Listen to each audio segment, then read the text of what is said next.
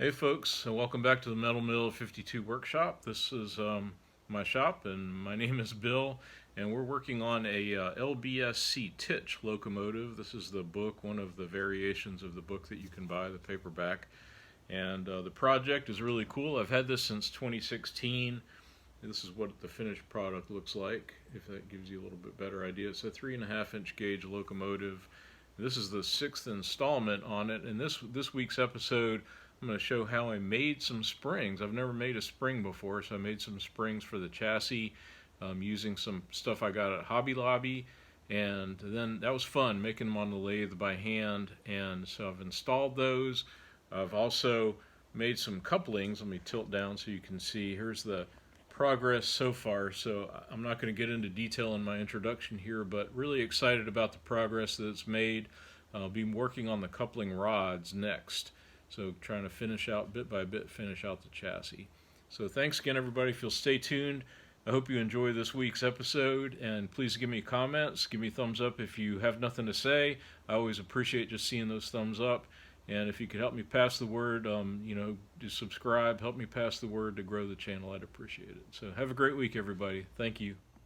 A little bit of fine tuning here. I removed the washers that gave me the extra clearance. And I'm going to cut away, just like I've marked here on these retainers for the axle boxes. I marked out this one as well.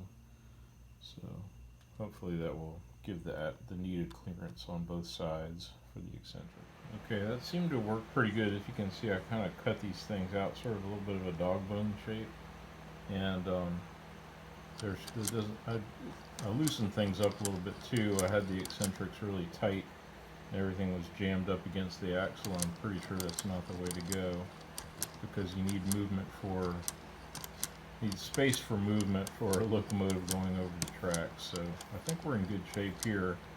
Good enough to certainly move on to start to make some of the other components. One more thing I forgot to mention. My friend and mentor Fred gave me some 440 set screws. They're hard to find in hardware stores these days.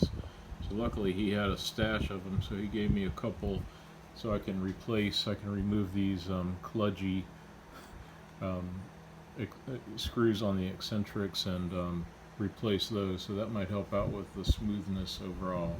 I'll replace them and show you. Wow, I'm happy to report that after I removed these little clunky 440 round head screws in there, they must have been hanging up on something, because now, sorry about getting my hand in the way there, folks, but man, I replaced them with those set screws that Fred gave me.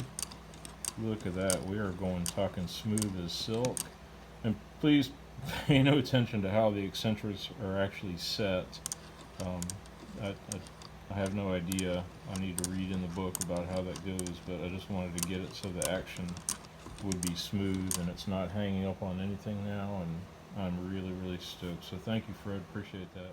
Next thing I need to do is to get some springs for the horn blocks and the axles to ride on. The book tells you how to make your own, and it says use 22 gauge wire, which according to the internet is 28 thou. This piece here is 25 thou, which I've marked. I couldn't find any 28 thou. The closest I could is this 32 thou music wire that I got at Hobby Lobby for $1.50. So I'm going to try to learn how to make my own springs here. I figured I'd start with the smaller one first, probably be easier, and then if that goes okay, maybe I'll make a set with the 32 thou piece as well. Well, here's my first ever attempt at making a spring. Sort of looks like a spring. Sadly, it does not fit in the spring pockets there, so I'm going to try again.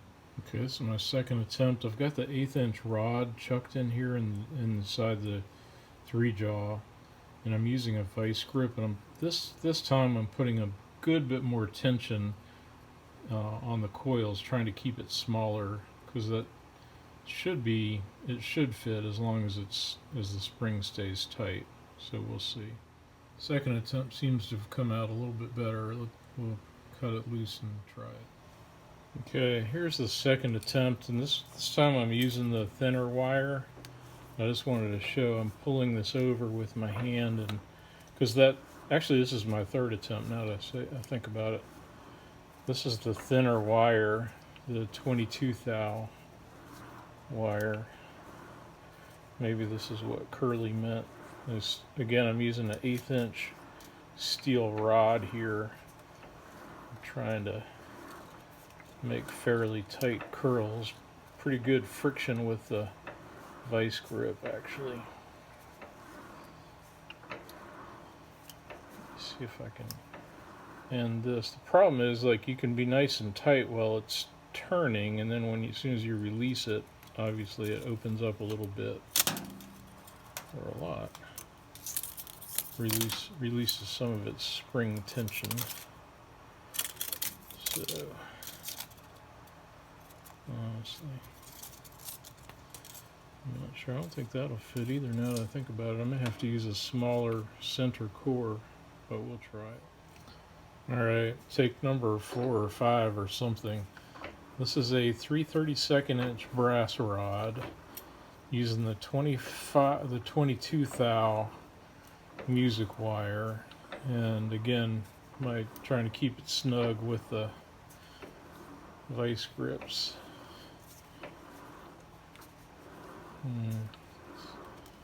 Hard to make a really uniform coil spacing.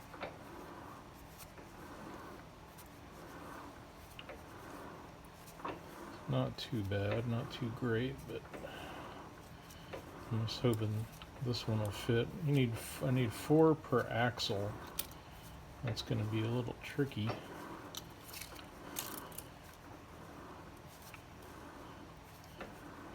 Shoot, spacing got off here.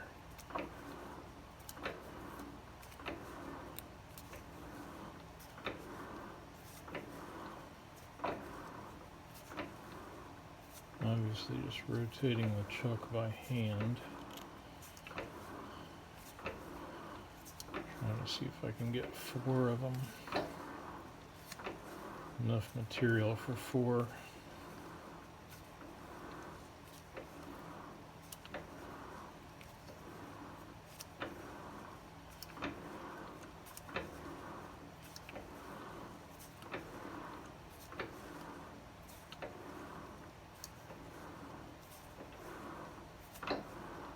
You can see the brass rod really deflecting as I get close to the end here. Take my tag off. I'm just going to try to get as many as I can on here. You know what? I wonder if I can loosen this up a little bit. Pull the rod out some. I don't know.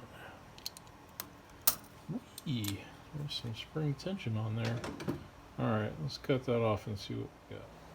Alright, I think I figured it out. This is the first one I made. I used the 3/32 inch brass rod again. Give me a little smaller inside diameter. So this is, and I got these at Hobby Lobby for $1.50. There's 4 pieces in the package, and I got this much spring out of one rod. So I think that's enough for at least 1 axle, and I just test fit it inside. It fits fine inside the little pocket here. So I am pretty stoked. I think this is going to be the answer. I think I'll make up several sets of these, and I'll use these for the springs on the engine. Hey folks, here it is, Tuesday night, and it's gotten cold outside. I got the old hoodie back on. All right, I cut up the springs that I made out of the 32 thou wire, and it's really stiff stuff. Cut them off about 1/2 inch, and then I used the belt sander to sand the ends flat. So I put them in. They're difficult to make them stay in there. I tried a couple of different ideas, but ended up putting a little dab of synthetic lube in each of the spring pockets, and then they stayed in there pretty nicely. So I've got them in all 4 wheels now, and I don't know if this will pick up on here, but I'll flip it over in a second, but it's riding a lot higher, of course, than it was. Let me see if you can see. So you got the space in here, a little head space, so to speak, and then you definitely, if you put some weight on it and rock it, you can definitely feel that it's sprung. You know, it's got a nice spring action on each of the four corners. So, well, that's the wheel that needs to get Loctited on. So that'll be one of the next few things I do. But I wanted to show too, just the action, you know, with the springs. You know, it's in a different geometry than it was before. So, pretty pleased with how everything's going so far. Need to still I see where it's hanging up a little bit on that spring horn block there. Sorry, has nothing to do with the springs, but the eccentric is catching on that horn block. I think I'm going to try to slide that over a little bit and give myself some space. I can move these here and maybe put a spacer or something in that wheel, bring it over. So there we have it.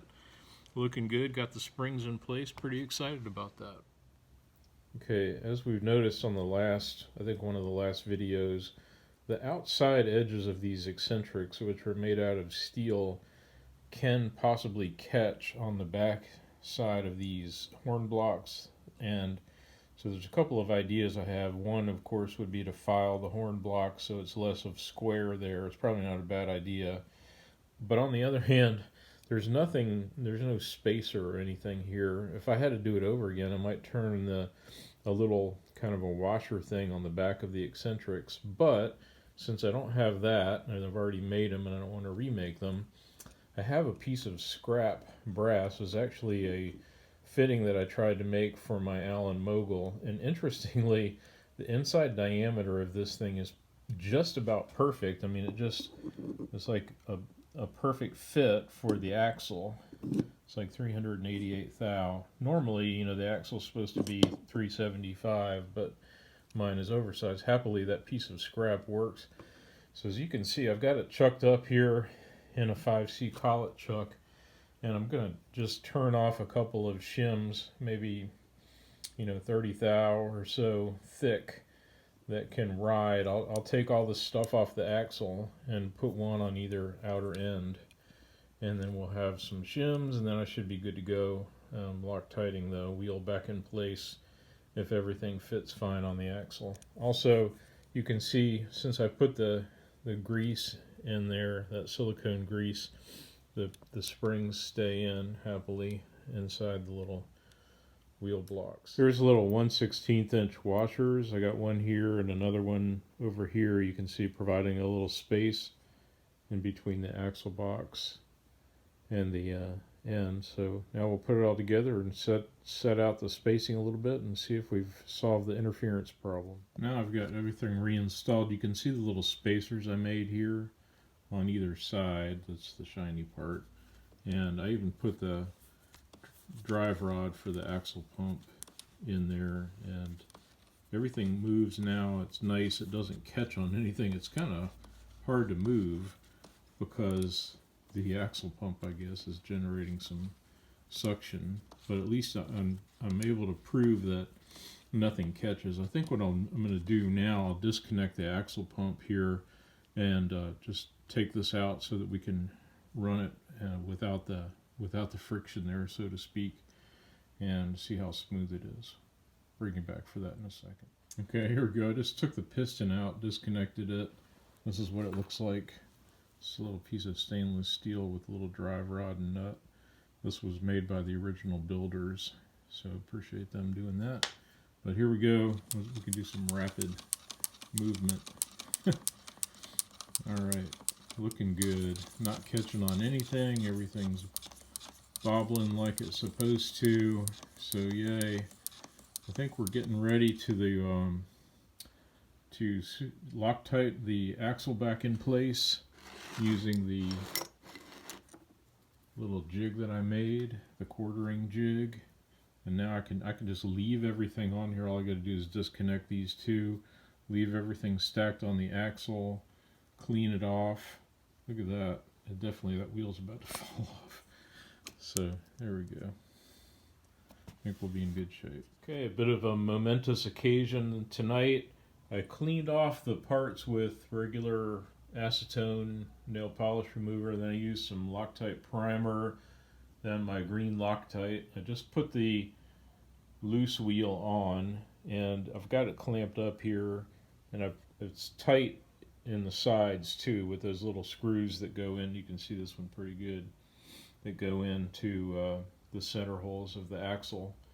So it's all held together very snugly. This lug is, that driving pin I should say, is pressed tightly against that surface, which is on the same line as the center line, and it gives me that 90-degree quartering with the right side leading. And so we'll let it set. It sets up pretty fast, so you don't really have to leave it overnight, but I just like leaving the green Loctite overnight, so I'll do that, and we'll take it apart in the morning. And the next thing, well, I'll bring it back for the rest of it, but thought I'd show that in my little jig. Pretty happy about that. Next thing I'm going to make is some rods for the coupling. These are the adjustable ones that I made for my Allen Mogul, which obviously is a 260, and it's got obviously 3 drivers that you need to have the spacing just right for. And it's interesting, although when I made these and I set them at the nominal distances, it was very close, and it may have fit on there, but it was very interesting to me that just a small adjustment in the spacing of the distance of the coupling rods made all the difference in the world in the smoothness and non-binding, the way the wheels drivers rotated. So it worked. This idea worked really nicely on the big locomotive. So I'm going to make some miniature ones. I'll start on that tonight, and miniature ones for the TICH, and I'll show you how that goes. Hey folks, well, it's been a successful week. I've got the springs all installed. Ended up using some washers and lock washers on the caps here, as you can see, just to make sure I had everything compressed. And then also made up these 1/2 inch by 1/8 inch adjustable aluminum coupling rods. I got a piece of aluminum from Lowe's for like $6, I think it was. And as you can see, I made these things up. They have 2 screws in either end because you don't want them to be able to flop around.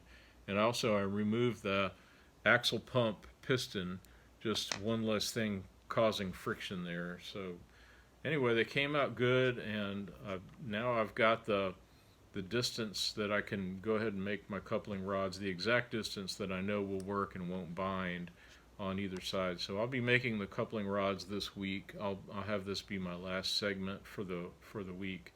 Thanks again to everybody that's offered comments and given me thumbs up and encouragement. I appreciate that. I am trying to grow the channel, so please pass the word. Thanks again to the Blue Heeler, Heeler. I noticed this guy has a very cool website and some cool engines on there, and he gave me some comments this week, so I appreciate that. So support your local YouTube machine channels, and thanks again everybody, and have a great week.